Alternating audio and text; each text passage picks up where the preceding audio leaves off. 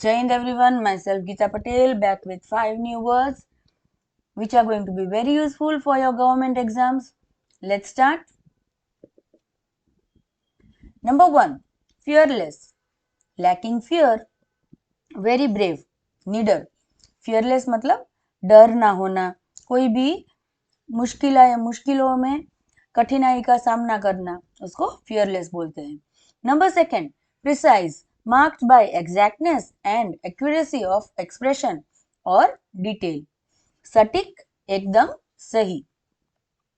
Precise मतलब कोई भी मार्क होता है या कोई भी डिस्टेंस हमें मापना होता है या कोई भी एक्सप्रेशंस देने होते हैं तो एकदम perfectly up to the point, एकदम सही देते हैं तो उसको प्रिसाइज बोलते हैं.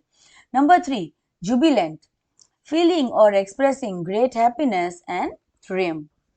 प्रफुल्लित, बेहद खुश. जुबिलेंट मतलब एकदम खुशी की भावना जाहिर करना, दिखाना, प्रफुल्लित होना एकदम से. Number 4, versatile, able to adapt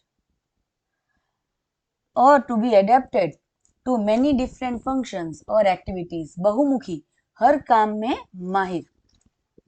versatile मतलब able to adapt, कोई भी चीजों को अडेप्ट कर लेना एकदम इजीली से, मुश्किल हो या इजी हो या कम मुश्किल आई वाला हो, एकदम से काम में माहिर होना, एक्सेप्ट कर लेना, एडेप्ट कर लेना कोई भी काम को. नंबर 5, कीन, हैविंग और शोइंग ईगरनेस और एंथुजियाज्म, शार्प, उत्सुक, तेज. कीन मतलब कोई भी हमारी फीलिंग्स होती है, बहुत ही आतुरता से हमें वो एक्सप्रेस करना होता है या हमें उसको एंथुजियाज्म से करना होता है, एकदम उत्सुकता से करना होता है. अभी इन्हीं 5 वर्ड्स को लेके हम स्टोरी सुनते हैं. Lavia was sailing his small boat when he saw a mysterious mist on the ocean.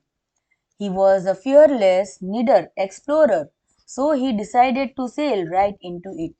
यहाँ पे लविया नाम का एक लड़का था जिसको बहुत ही मजा आ रहा था और वो बहुत ही मिस्टीरियस चीजों में माहिर था, निडर था एकदम से, तो अपनी बोट लेके सेल करने के लिए निकल गया और एकदम से डिसाइड कर लिया कि मुझे कुछ नया एक्सप्लोर करना है. To find the hidden island, क्या ढूंढना था उसको? हिडन आइलैंड ढूंढना था. He had to play a precise सटीक tune on his wooden flute. उसे अपनी वुडन फ्लूट में एक ही एकदम मस्त धुन बजाने थी ताकि वो आइलैंड उसको दिखे. If he missed one note, even one note, the island would stay hidden. और अगर धुन बजाते हुए कोई भी नोट्स वो मिस कर देता है तो वो आइलैंड दिखेगा नहीं, हिडन ही रहता. Lavia was very keen, उत्सुक, and practiced the song until it was perfect. Suddenly, a tropical island appeared.